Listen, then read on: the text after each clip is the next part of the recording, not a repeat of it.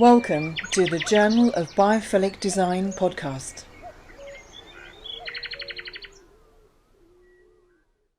Many thanks for joining us. We're thrilled today to be joined by Sam Peters, who's one of the founders of Planted. And I'm going to leave it to him to explain just what Planted is. But Sam, many thanks for joining us today. I'm really glad you can. Oh, absolute pleasure, Vanessa. Thanks very much indeed for having us on. That's really great. Can you tell us about Planted and what it is, what your ethos is, and whereabouts the event is going to be held? Yeah, definitely. So Planted's the first contemporary design event and media platform which is aimed expressly at reconnecting people and spaces with nature. We're going to be held at the event's going to take place at a flagship event at King's Cross in September. That's the sort of main launch, which we're really excited about, and that's going to be all about showcasing cleaner, greener, better looking urban spaces, and indeed spaces of all kind. And it's just a great. We're really sort of excited by the concept. It's based around the idea of, and around the principles of biophilic design. We kind of ran a sort of light touch event last year in September at King's Cross, but all being well and all things being equal, we're hopeful and optimistic and confident that we're going to be able to run a physical event in King's Cross as part of the London Design Festival this September. So it's a big year for Planted. It's really great. It's so exciting. I'm thrilled. I'm going to come along. I'm coming along. Excellent. Please, we'd love to see you. Great. And just for the people who are listening to the podcast all around the world, please do go on to journalofbiophilicdesign.com. Look at this, the link to this podcast, and there will be links all to Planted and to all the social media and stuff. So do make sure you check that out. Obviously, you are one of the founders. Can you tell us briefly how you came to launch Planted? Yeah, well, I mean, so to give you a little bit of background, Vanessa, just on in terms of myself and the team that run Planted. So really, the driving force is my wife, Debs, who many people in the design industry will know from previously having set up Design Junction, one of the biggest design shows in Europe, indeed, for the last decade. And Debs set that up about 11 years ago now. My background's in journalism. I was at the Sunday Times for the last 2.5 years. I spent 5.5 years at the Mail on Sunday as a sports writer, and I was pretty heavily involved with Design Junction in a kind of informal way, and saw how that amazing business grew, and understanding Deb's role in putting on events. And we had our little baby girl arrived just over 3 years ago, and we decided at that point that traveling around the world for all sorts of reasons just wasn't sustainable, not least the fact that it was incredibly damaging from a kind of carbon perspective, but possibly in our more immediate sense just not going to work as parents. So our daughter Ella's to blame for Planted. I mean, I've always been massively passionate about nature. I've loved being outdoors. I've always felt a great sense of calm and sort of serenity and peace when I've been immersed in nature. I never really knew why, but I just knew it was a thing. And I've admired Deb's work as an event organizer extraordinaire in the design world. And we were talking. How's this going to work? What can we do together? And over time, we were lucky enough to be introduced to Oliver Heath, who I know you know, and a lot of your audience will know, through a friend of ours at the River Cottage, one of the other partners on the event, in fact, on Planted. And when we saw Oliver's website and understood biophilia, it was kind of a eureka moment for me, definitely. And it was like, finally, I understood what it was that made me feel the way I felt physically and mentally around the natural world. And having thought our kind of combined passions were we couldn't really see a way of combining them, suddenly it all clicked together, and we realized, hang on, there's this whole world of biophilic design out there.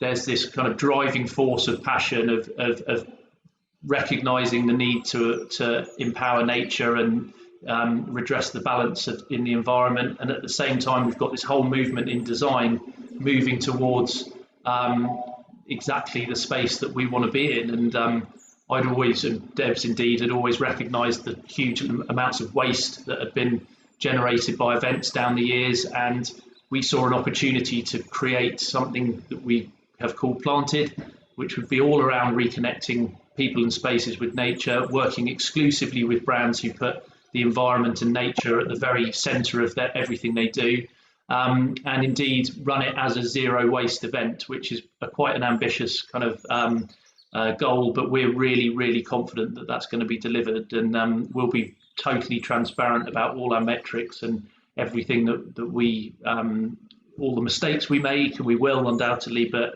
hopefully lots of the successes we have. And yeah, as I say, we're just so excited to be launching in September.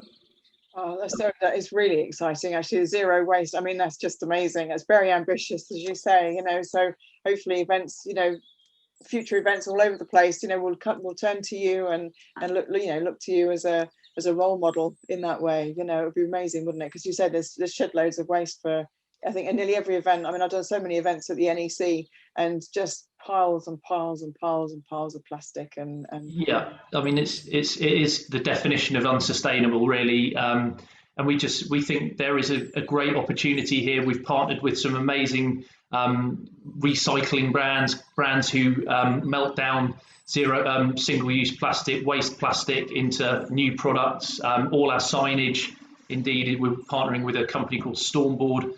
All our signage at our original sort of, as I say, sort of prototype event last September was made out of toothbrushes, crisp packets, all basically waste rubbish, just waste plastic. And we ended up with about 3 boxes of kind of single waste plastic at the end of that event, and we see ways that we can eliminate that altogether. So yeah, it's a big ambition of ours, but it's something we're working incredibly hard to deliver. And as you say, hopefully we can be a sort of benchmark for the industry on that front. That's fantastic. Well, I wish you well with that. I was going to say, obviously, the whole event does celebrate biophilic design. I mean, and now you're obviously au fait with it. I mean, what does biophilic design mean to you? I mean, on the website, you talk about the process of integrating nature and natural systems into the built environment to elicit positive physical and mental response, which is a fantastic description. But I mean, on a personal level, I mean, what does biophilic design mean to you? It just means, I think, a connection to nature wherever you may be, and just an understanding that almost any space you can feel connected to nature. And I think I probably didn't understand that really until I met Oliver and started to really learn about this subject. And I definitely wouldn't say I'm by any means an expert on this at all, but I'm a kind of I've come to it perhaps late in life in a way in terms of understanding it, but I get it completely now. I mean, I'd say, for me, it was always getting to the coast. If we went on a family holiday, that first moment you saw the sea, that sort of thrill. I love climbing. I love walking, getting to the top of a peak of a hill or a mountain and looking out over that expanse and realizing that we're part of something far, far bigger. Walking through a woodland, we've got an amazing a wood up the top of where we live down in Wiltshire called Groveley Wood, which I can't wait. We're probably about 3 weeks from bluebell season now, and that time of the year where you can just see these carpets of bluebells and pollinators around. Just feeling connected to nature is what, for me, biophilic design is all about. And as I say, I think the beauty of that and what I've come to understand is that you don't have to literally be immersed in that natural world, but even the hint of natural systems and building natural systems and biomimicry and these kind of things, and indeed natural light into your home environment or your workplace. It's a really kind of empowering and exciting thing to understand once you do. And yeah, it's as I say, it's the driving force of Planted, and we're really excited to be able to put Oliver and his work and indeed the whole concept of biophilic design and nature at the very forefront of what we're doing. So it's fantastic. It's going to be really great. Can you tell us what's going to happen at Planted King's Cross 2021? Well, in the spirit of kind of none of us knowing exactly what's going to happen at these points in time, what we hope is going to happen and what we're planning to happen is really a celebration of brilliant design, a celebration of nature, and a celebration of people's ability to change and adapt and to their circumstances, really. And we're going to have so the show is built around three key kind of sections. So we've got a natural living section, we've got a botanical market section, and we've got a sustainable design section, and they're the kind of three pillars of the show. And that will be spread out across this wonderful site at King's Cross. It's one of London's great regeneration success stories, designed by and landscaped by Dan Pearson. It's everything about King's Cross fits with Planted and our ethos. All their energy is generated through the green grid. They've got their own, they're in the process of installing their own wind turbine. All their power is green. None of their waste goes to landfill. So again, totally on message with what we're trying to achieve. And they've just got a great selection of brands and retailers in that area who all fit pretty much with what we're trying to achieve. So there's a really natural fit between Planted and King's Cross, which is hugely exciting. And yeah, I think we're going to see some of the best design houses like Another Country and other Benchmark, Vestra, some fantastic brands who are going to showcase everything that we want to showcase. So it's a really exciting offering, and yeah, we hope we're going to be the design destination for the London Design Festival. How can people and brands get involved with Planted this year? Well, so really, I guess the best way would just be to visit our website, which is www.planted-cities.co.uk, where any exhibitors or indeed visitors can register an interest. You can sign up for our newsletter there, where you'll get all the information you need about the upcoming event, and indeed we've got a members program which is going to be launching soon as well. But in terms of exhibitors, all our contact information there. Please just email me at sam@planted-cities.co.uk or deborah@planted-cities.co.uk, or as I say, visit our website. And if you are a design brand, you're producing furniture or lighting, or indeed other natural products which would fit with the show, and you can clearly demonstrate that you can that you put sustainability in the environment and nature at the heart of your business, then we'd love to speak to you, because we think we've got an offering here which is very different to anything else that's on the market. But we think we're tapping into something which is hugely important, but also there's a growing market here and a growing urgency around what we're doing. And if you are a brand that you feel would fit with the show, then we'd love to speak to you. I would add, it's not a sort of open gate or to get into the event. We're quite honest and very honest and straightforward about the fact that we've got a clear sustainability criteria that you need to essentially qualify through in order to be allowed to exhibit. So it's not an easy event to get into, but we like to think that we'll be hugely welcoming to brands who are able to demonstrate that they put nature and the environment at the centre of their business. That's great, because it's also aspirational, isn't it, for other companies that want to? So then it becomes, like you say, Planted Cities is going to is a benchmark on many aspects for companies that wanting to get involved in this level. It's like, what's attainable? If other companies can do it, then possible, isn't it? Well, that's it, and that's exactly why we are in the process of going through the B Corp certification process at the moment, Vanessa, because we just think that is a benchmark for businesses which we're going to take some kind of commercially difficult decisions in order to achieve that. Frankly, in the short term, it's not an easy process, and we're going to have to hold ourselves to really high standards. And that's quite challenging. There's no doubt about that. But what we want to do is get the foundations of our business completely right, so that we can look people in the eye and be honest to say we are doing this the right way. We're not going to take shortcuts. There's been a few times where the temptation has been there to go, well, if we make that short-term decision, we can maybe bring some revenue through the business. And particularly in the last year, with everything that's gone on in the events industry, it's been incredibly difficult. The temptation's been there to take short-term decisions, but we've just decided as a kind of leadership group that we think we're much better off taking long-term decisions, because we want to be a sustainable business in every sense. We don't want to just pop up and disappear.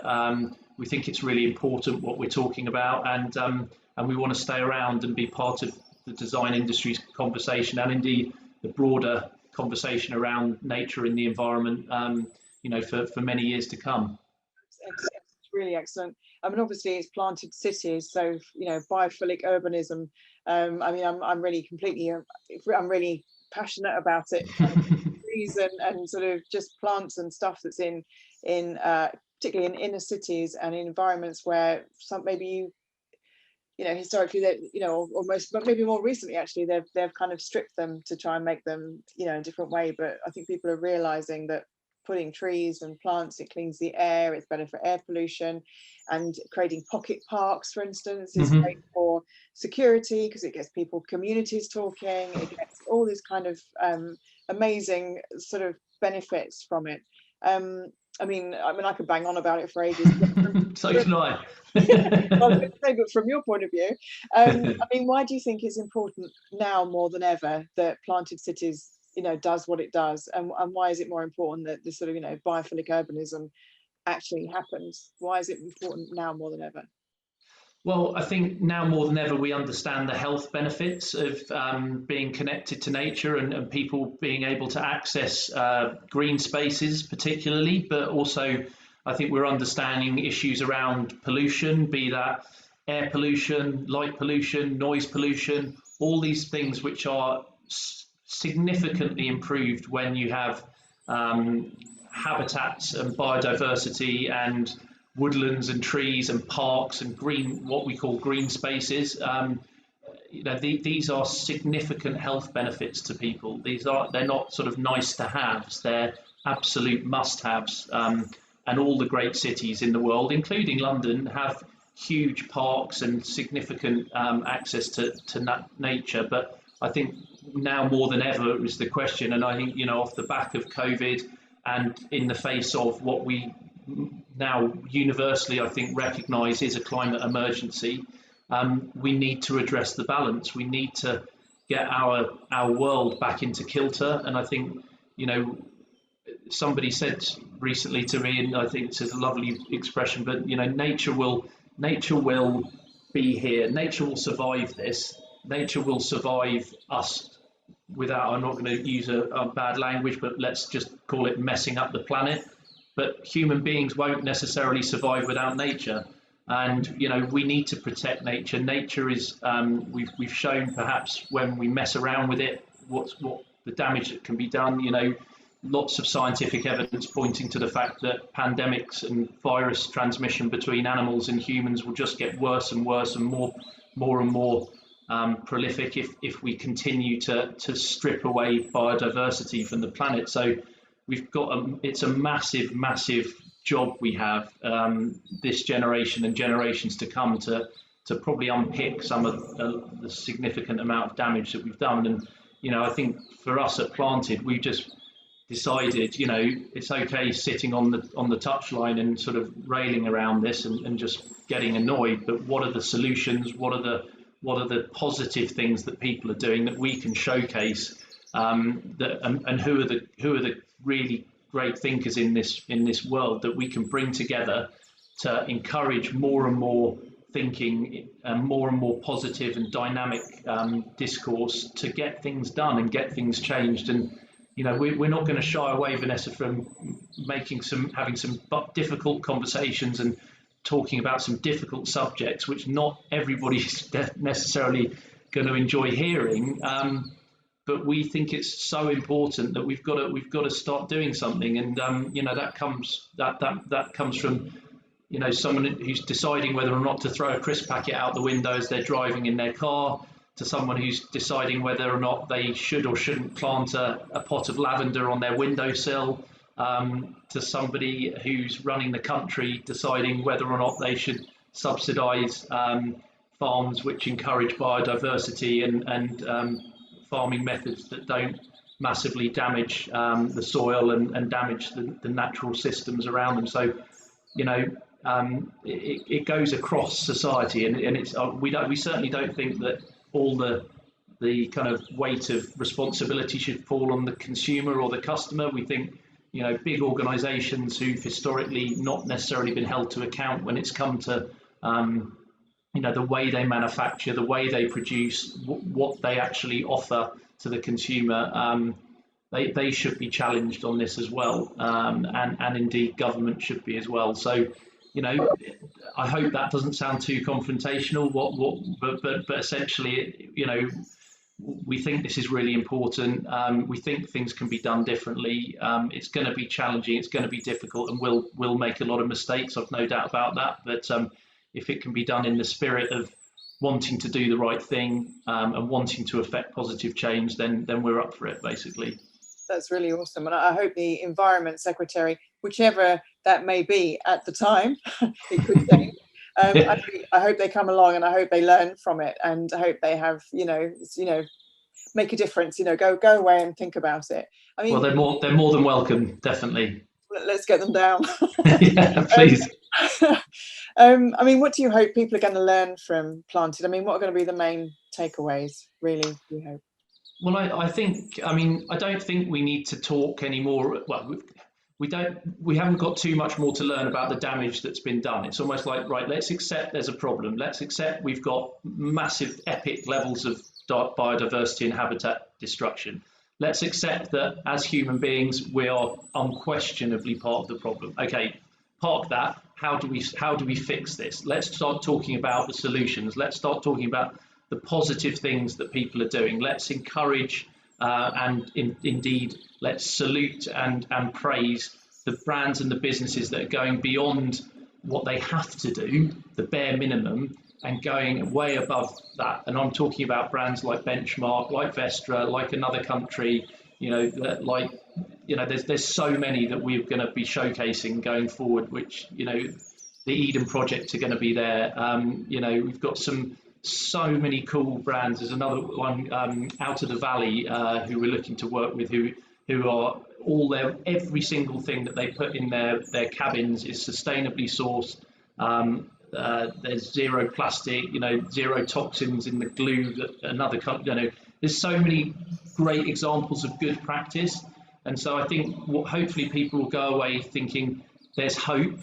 There's enough people that have at least begun the journey, and I'm thinking Benchmark have been doing this, setting the standard for the best part of 30 years now. And there's enough people who want to affect change in manufacturing, in production, in design, to give hope for the fact that things can change. And and I think also from what people can do on a very small scale, just no matter how big or small the space is that you live or work, we can all be biophilic. We can all love nature and care for nature in how, even if it's just, as I mentioned, on your windowsill, or if you've got a little backyard, everything you plant, just plant native plants that encourage our pollinators to come in, and let your lawn grow a bit more. We don't have to mow our lawn to make it look like Lord's cricket ground the whole time. It's just let it go a bit. Let the animals and let the different species live where they want to be, and actually challenging perceptions of beauty. I think we've become so obsessed with controlling everything, and I think this world and planet is going to be is a beautiful thing if it's just allowed a bit of freedom, and that could be applied to lots of different parts of our lives, I guess. But we hope it'll inspire people. We hope it will educate people as well. We're learning all the time, for sure. But it's a really exciting project to be part of, and we think and hope will be around for many years to come. That's really awesome. I really wish, Sam, you and Deb and your team really do an amazing job, and obviously Oliver as well. I think, the sort of combination with all your energies and your enthusiasm and your experience, I think it's going to be a massive success. The sort of really the final question that I ask everybody, it's kind of my sort of like magic question. So if you could brush the world, so there's this sort of magic brush of biophilia, okay? What would the world look like if you could sort of just brush the whole world with this sort of magic brush of biophilia? I mean, I think I'd love what I would call a more balanced world, that where we've sort of got human beings don't need to dominate everything and don't feel the need to control. So I think, maybe just things looking a little bit more ragged. I'd love to see cities where trees were absolutely the sort of main feature of, why can't we have every single city street? Why can't they have avenues of trees along every one? Why can't we have more green spaces? Why can't all the spaces that are being disused and that have got piled high of rubbish, let's just let them go and have habitats and different systems where we actually praise and encourage wildlife rather than treating everything as a pest, and just moving out of cities and into rural spaces. I think we need to bring a lot of our farming into cities, make our farming and food production systems far more far less intensive in the countryside. So we've got these huge swathes of land which are essentially just deserts, because they've just got one particular piece of vegetation or vegetable or whatever it may be being grown. So monocultures everywhere. Let's rewild a lot of that and enable nature to reclaim some of the ground that we've taken from it. So yeah, it's a big ambition. I believe it can happen, and hopefully a lot of your audience will come down to Planted to see our vision of how we think things can be done. Thank you for listening to the Journal of Biophilic Design podcast.